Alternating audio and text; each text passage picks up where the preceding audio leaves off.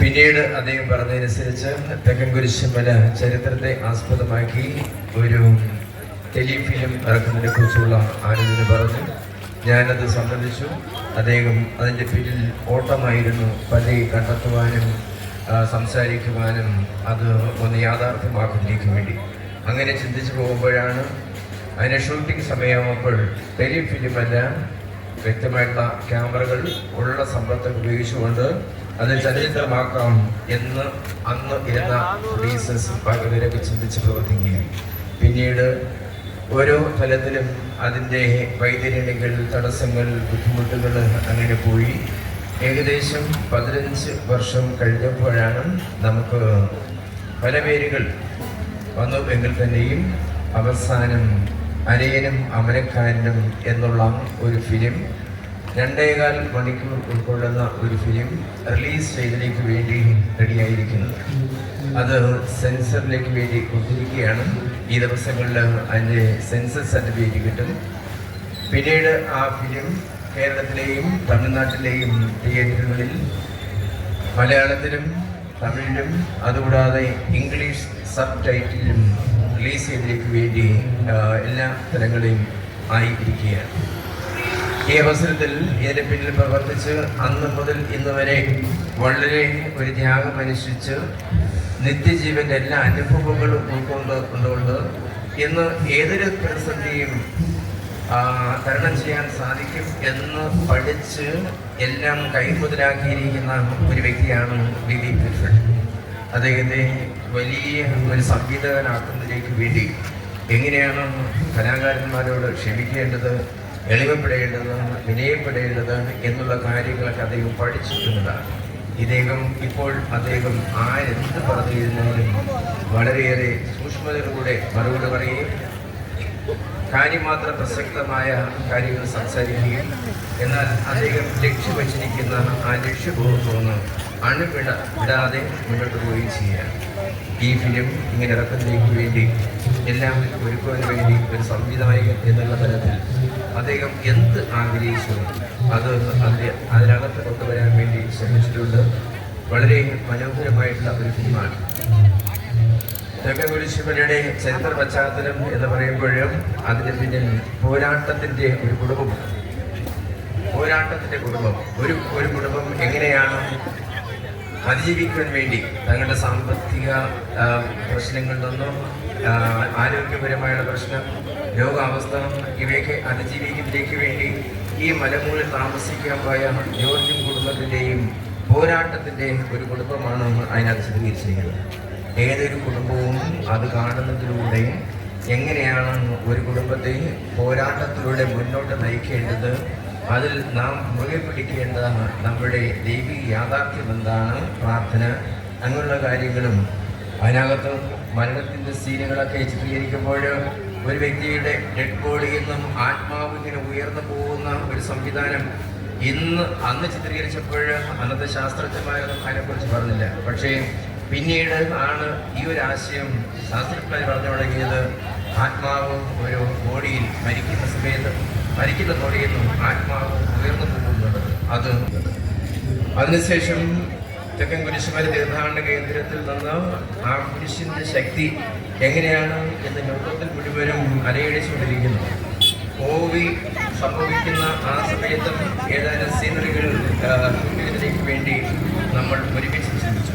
അപ്പോൾ കോവിയുടെ സംഭവവുമായിട്ട് ബന്ധപ്പെടുത്തി വെട്ടുകാട് പള്ളിയും അതിന് ചുറ്റുപാടുമൊക്കെ അന്ന് കോവിയിൽ ദുഃഖിച്ചിരിക്കുന്ന ആ സമൂഹത്തിൻ്റെ നൊമ്പരങ്ങൾ ഒപ്പിയെടുക്കുവാനും അവർ കുരിശുമല കയറുന്നതിനും കുരിശിലൂടെ അവരിലെ ഏതാനും ദേവനി കുടുംബത്തിന് കിട്ടുന്ന അനുഗ്രഹങ്ങളൊക്കെ അതിനകത്ത് ചിത്രീകരിച്ചിട്ടുണ്ട്.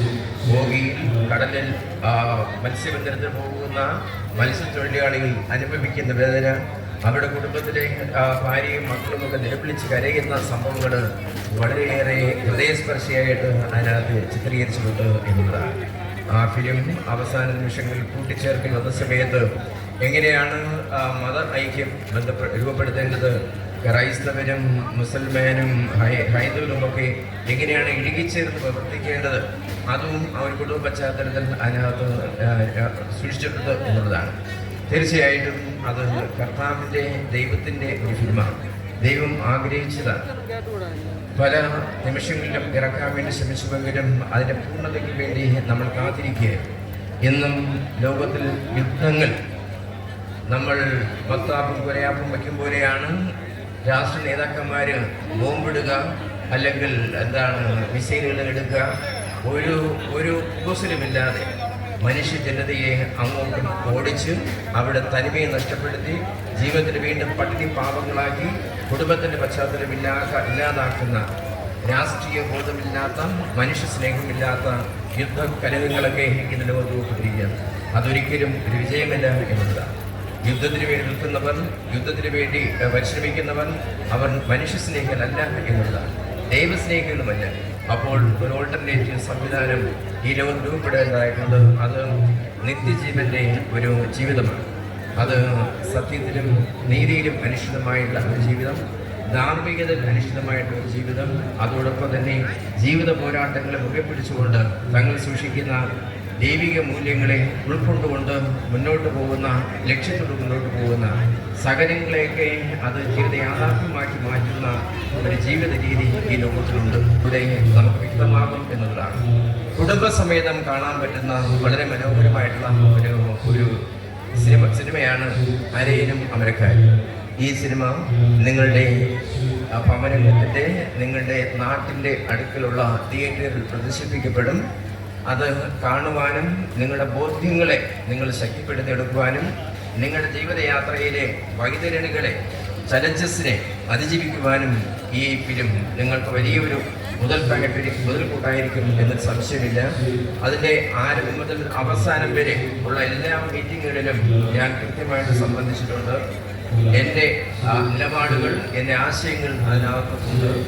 പ്രത്യേകിച്ച് ഗാനങ്ങൾ രചിക്കുന്നതിലേക്ക് വേണ്ടിയുള്ള സംവിധാനങ്ങൾ ആസൂത്രണം ചെയ്തിട്ടുണ്ട്. അതുകൊണ്ട് ഈ ഫിലിമിൻ്റെ എല്ലാം ഒരു വാക്കുപോലും, ഒരു പ്രവൃത്തി പോലും ഞാൻ അറിയാതെ നടന്നിട്ടില്ല എന്നതാണ്. അപ്പോൾ എൻ്റെ ജീവിതത്തിൻ്റെ ചില ലക്ഷ്യങ്ങളും കാര്യങ്ങളും ഒക്കെ അതിനകത്തുണ്ടാകും.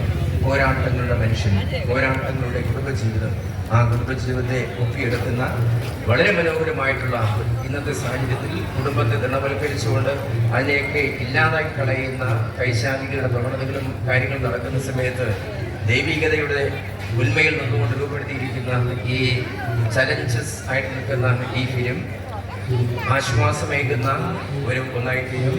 അത് ജാതി, മത, വർഗ, വർണ്ണ വ്യത്യാസമില്ലാതെ എല്ലാവർക്കും ഒരു മുതൽക്കൂട്ടായിത്തീരും. എല്ലാവർക്കും അവരുടെ ജീവിതത്തെ കരുപ്പിടിപ്പിക്കാൻ, ഏത് വിശ്വാസമായിക്കോട്ടെ എന്തായിക്കോട്ടെ, അവിടെ കുടുംബജീവിതത്തെ ശക്തിപ്പെടുത്താൻ പറ്റുന്ന ഒരു തരത്തിലായിരിക്കും ഈ സിനിമ. അത് കണ്ട് വിലയിരുത്തി മുന്നോട്ട് പോകാൻ നിങ്ങൾക്ക് സാധിക്കട്ടെ എന്ന് ആശംസിച്ചുകൊണ്ട് അരയനും അമരക്കാരനും എന്നുള്ള സിനിമയുടെ ട്രെയിലർ ഞാൻ ഇവിടെ റിലീസ് ചെയ്യുകയാണ്. ഏതാനും പേര് സംസാരിക്കാനുണ്ട്. അവർ സംസാരിച്ചതിന് ശേഷം അതിൻ്റെ ട്രെയിലർ നമുക്ക് ഓൺലൈൻ വഴി അത് കാണാവുന്നതാണ്. എല്ലാവർക്കും നമസ്കാരം.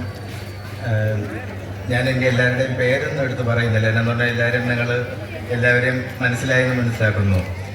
എന്തായാലും ഞാൻ ഈ സിനിമയിലേക്ക് വന്ന ഭാഗം ഏറ്റവും ലാസ്റ്റിലാണ്. അതായത് ഇവർ അത് ഷൂട്ട് ചെയ്ത് വെച്ചു, എഡിറ്റ് ചെയ്ത് വെച്ചു, പല കാര്യങ്ങളും ചെയ്ത് വെച്ചു. അപ്പം അച്ഛൻ എൻ്റെ അടുത്ത് സംസാരിക്കുമ്പോൾ, എൻ്റെ പെങ്ങളാണ് എൻ്റെ അടുത്ത് ഈ കാര്യം പറയുന്നത്. അതായത് വിൽഫ്രഡും അച്ഛനും പെങ്ങളുടെ അടുത്ത് സംസാരിച്ചു.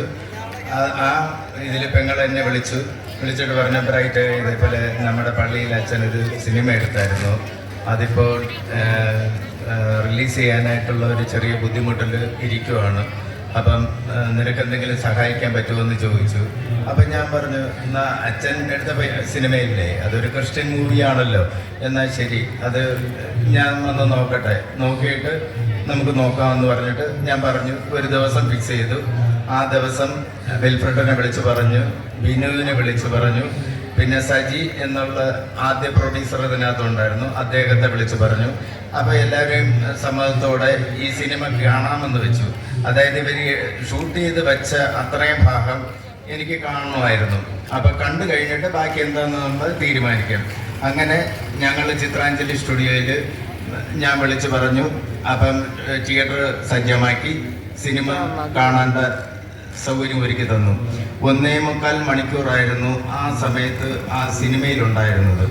അപ്പോൾ ഞാനത് വന്ന് ത്രൂ ഔട്ട് സിനിമ മുഴുവനും കണ്ടപ്പോൾ എനിക്ക് ഒരു നല്ലൊരു സിനിമയായിട്ട് എൻ്റെ മനസ്സിൽ ഫീൽ ചെയ്തു. അത് മാത്രമല്ല, ഞാൻ വേറെ ഒരു സിനിമ എടുത്തായിരുന്നു, ഒരു കഥ ഒരു നല്ല കഥ എന്ന സിനിമ. കഴിഞ്ഞ ജനുവരിയിൽ തിയേറ്ററിൽ റിലീസ് ചെയ്തായിരുന്നു. 120 തിയേറ്ററോളം വന്നാണ്. അപ്പം ആ സിനിമയും ഞാൻ ഇത് വെച്ച് നോക്കിയപ്പോൾ കുറച്ചുകൂടെ, അതായത് ക്രിസ്ത്യൻ മൂവിയാണ്, അല്ലെങ്കിൽ മത സൗഹാർദ്ദം എങ്ങനെ ഇതിനകത്ത് കൊണ്ടുവരാം എന്നുള്ള രീതിയിൽ ഞാനും അച്ഛനും നമ്മുടെ ഡയറക്ടറും പിന്നെ നമ്മുടെ കുഞ്ഞു മീറ്റിങ്ങിൽ ഒക്കെ ഞങ്ങളത് ചർച്ച ചെയ്തപ്പം എൻ്റെ കാര്യങ്ങളൊക്കെ ഞാൻ ചർച്ച ചെയ്യുമ്പം അച്ഛനും കൂടെ ഉണ്ടായിരുന്നു. അപ്പം അച്ഛൻ അത് നല്ല തീരുമാനം ആണെന്ന് കണ്ടപ്പോൾ അച്ഛൻ അത് എഗ്രി ചെയ്തു. അത് മുതൽ പിന്നെ അങ്ങോട്ട് മുന്നോട്ട് പോകാം. എന്ന് പറയുമ്പോൾ അതിന് മുമ്പേ കാണുമല്ലോ, ഈ തിരക്കഥയും മറ്റു കാര്യങ്ങളൊക്കെ ചെയ്യണമല്ലോ. അപ്പം അങ്ങനെ ഉള്ള ഒരു സിനിമ, അതായത് ഒരുപാട് പേരുടെ അധ്വാനം, അതായത് ഒരാളുടെ മാത്രമല്ല, ഒരു കൂട്ടായ്മയുടെ ഒരു അധ്വാനം. ആ അധ്വാനം എന്ന് പറയുമ്പോൾ ഞാൻ ഒരുപാട് കഷ്ടപ്പെട്ട് വന്ന ആളാണ്. അതായത് ഞാനിവിടെ നിന്ന് 9ാമത്തെ വയസ്സിൽ ഞാൻ പോകുന്നതാണ്. അതായത് ഞാൻ പാറശാലക്കാരനാണ്. കോട്ടയത്ത് ഞാൻ ഇപ്പം സെറ്റിൽ ചെയ്തിരിക്കുന്നുള്ളതേ ഉള്ളൂ. എൻ്റെ 9ാമത്തെ വയസ്സിൽ ഞാൻ പാറശാല വിട്ടു. അങ്ങനെ കോട്ടയത്ത് സെറ്റിലായി. എന്തോ ദൈവകൃപ കൊണ്ട് അന്ന് മുതൽ ഇന്ന് വരെ എനിക്ക് പുറകോട്ട് ഒന്ന് നോക്കേണ്ടി വന്നിട്ടില്ല. ദൈവത്തിൻ്റെ കൃപ എനിക്കുള്ളത് കൊണ്ടായിരിക്കാം ഞാൻ എല്ലാ ദിവസവും രാവിലെ പള്ളിയിൽ പോകും. ആ ഒരു അനുഗ്രഹം ദൈവം എനിക്ക് തന്നിട്ടുണ്ട്. അതുകൊണ്ട് ഞാൻ ഏത് കൈവച്ചാലും അത് വിജയിക്കും. അതെനിക്ക് 100% ഉറപ്പാണ്. അതിന് പൈസയോ അല്ലെങ്കിൽ മറ്റുള്ളത് ചിലപ്പോൾ നമുക്ക് ടൈറ്റാണെങ്കിൽ പോലും ആ സമയം ഭംഗിയായിട്ട്, അതായത് 100% പെർഫെക്റ്റ് ആയിട്ട് 4K-യിലാണ് ചെയ്തിരിക്കുന്നത്. അതായത് ആദ്യം 2K ചെയ്ത സാധനം ഞാൻ വന്നു കഴിഞ്ഞിട്ട് അത് 4K-യിലേക്ക് മാറ്റി. എല്ലാം ഇപ്പം 4K-യിലേക്കാണ് മാറിയിരിക്കുന്നത്. അപ്പം ഹിന്ദി, തമിഴ്, മലയാളം പോരാത്തതിന് നമ്മൾ വിദേശത്തൊക്കെ റിലീസ് ചെയ്യാൻ താല്പര്യപ്പെടുന്നു. അതിനെല്ലാം ടൈറ്റിലെല്ലാം ഇംഗ്ലീഷിലും ആക്കിയിട്ടുണ്ട്. അപ്പം ഇത്രയൊക്കെ നമുക്ക് അച്ഛനെ എടുത്ത് പറയേണ്ടതെന്ന് പറയുന്നത്, അച്ഛൻ അതിനകത്ത് ഒരുപാട് കഷ്ടപ്പെട്ടു കേട്ടോ. ഒത്തിരി ആൾക്കാരുടെ അടുത്ത് ചെല്ലുകയും ഒരുപാട് വേദന തിന്നു. ഞാനതൊന്നും ഇവിടെ വർണ്ണിക്കുന്നില്ല. ശരിയാണ്, നമുക്ക് ഒരാളുടെ കഷ്ടപ്പാടാണ് ഒരു വിജയത്തിന്. ഞാനൊക്കെ ഇവിടുന്ന് പോകുന്ന സമയം, ചെറുപ്പത്തിൽ ഞാൻ പോയപ്പോൾ എൻ്റെ അന്നത്തെ കഷ്ടപ്പാടാണ് ഇന്ന് എന്നെ ദൈവം ഈ നിലയിലേക്കും അല്ലെങ്കിൽ ഈ സ്റ്റേജിലേക്ക് എനിക്ക് 2 വാക്ക് പറയുവാൻ പോലും ഒരു അവസരം കിട്ടിയിരിക്കുന്നത്. നമ്മൾ എന്തുമാത്രം ശ്രമിക്കുന്നുവോ, നമ്മൾ എന്തുമാത്രം കഷ്ടപ്പെടുന്നുവോ, അതിന് ദൈവം തീർച്ചയായിട്ടും അതിന് ഇത് തരും. എന്നു പറഞ്ഞാൽ നമ്മൾക്ക് ഒരു 50% നന്മയുണ്ടാവണം. അത് ആത്മാർത്ഥതയായിട്ട് ഒരു 50% നമ്മൾ ആത്മാർത്ഥമായിട്ട് പ്രവർത്തിക്കുകയാണെങ്കിൽ 50% ദൈവവും തരും. നമ്മൾ പെർഫെക്റ്റ് ആയിട്ട് വിജയിക്കുകയും ചെയ്യും. നമ്മൾ ഏത് വഴി പോയാലും തളരില്ല. അത് നിങ്ങളെല്ലാം ശ്രദ്ധിച്ചോളൂ. നമ്മളാണ് ഓരോ പരിപാടിയിലും വിജയശില്പി, അല്ലാണ്ട് വേറെ ഇല്ല. നമ്മൾ മാത്രമേ ഉള്ളൂ. നമ്മൾ കഷ്ടപ്പെട്ടാൽ നമ്മൾ ഉന്നതങ്ങളിലെത്തും, വിജയിക്കും. നമുക്ക് എല്ലാ ഭാവങ്ങളും ഉണ്ടാകും. ഇത്രയും ഞാൻ പറഞ്ഞുകൊണ്ട് നിർത്തുന്നു. നന്ദി, നമസ്കാരം. വിശ്വപാത എന്ന പേരിൽ ആരംഭിച്ച സിനിമ അരയനും അമരക്കാരനുമായിട്ട് ഏകദേശം 60 തിയേറ്ററുകളോളം എത്തിക്കാം എന്ന് പ്രൊഡ്യൂസർ നമുക്ക് വാക്ക് തന്നിരിക്കുകയാണ്. ഈ സിനിമ നിന്ന് പോകും എന്ന സാഹചര്യം വന്നപ്പോഴും എൻ്റെ മനസ്സിലുണ്ടായിരുന്ന ഒരു വാർത്ത, ഈ പടം ഒരിക്കൽ നിൽക്കില്ല, ഇത് ഇറങ്ങും എന്നൊരു വിശ്വാസം എനിക്കുണ്ടായിരുന്നു. ഒരു ദൈവദൂതനെ പോലെ ബ്രൈറ്റേട്ടനെ രമണി ചേച്ചി വഴി എൻ്റെ മുന്നിൽ എത്തിക്കുകയായിരുന്നു. ബാക്കി കാര്യങ്ങളെല്ലാം സിനിമ കണ്ടതിന് ശേഷം ബ്രൈറ്റേട്ടൻ ഏറ്റെടുത്തു. ഇന്ന് ഈ സിനിമയുടെ വർക്കുകളെല്ലാം പൂർത്തിയാക്കി സെൻസർ ചെയ്ത് ഈസ്റ്ററിന് പടം റിലീസ് ചെയ്യുവാനുള്ള രീതിക്ക് കൊണ്ട് കർത്താവ് എത്തിച്ചിരിക്കുകയാണ്. അതിനു മുമ്പ് ഞാൻ ഫാദർ പറഞ്ഞതുപോലെ ഫാദറിൻ്റെ സോങ് എടുത്തുകൊണ്ട് മാത്രമാണ് ഞാൻ ഈ ഡയറക്ഷൻ ഫീൽഡിലേക്ക് കടന്നു വന്നത്. എന്നെ ഒരു ഡയറക്ടറാക്കിയത് ആരെന്ന് ചോദിച്ചു കഴിഞ്ഞാൽ എനിക്ക് ചൂണ്ടിക്കാണിക്കാനുള്ള ഒരേ ഒരാൾ ഫാദർ തന്നെയാണ്. ഫാദർ എവിടെയുണ്ടോ അവിടെ ഞാൻ ഉണ്ടാവും. ഫാദർ എവിടെ നിന്ന് പോയാലും ഫാദറിൻ്റെ കൂടെ തന്നെ ഞാനും പോകും. സിനിമ പോയി കാണണം. നല്ലൊരു കുടുംബ ചിത്രമാണ്. നിങ്ങളുടെ പ്രോത്സാഹനം മാത്രമാണ് ഞങ്ങളുടെ വിജയം. ഞാൻ കൂടുതലൊന്നും സംസാരിക്കുന്നില്ല. എല്ലാ കാര്യങ്ങളും ഇവിടെ എല്ലാവരും വ്യക്തമാക്കി കഴിഞ്ഞു. എല്ലാവർക്കും നല്ല ആശംസകൾ നേരുന്നു. എല്ലാവരും സിനിമയിൽ കാണുക. നന്ദി.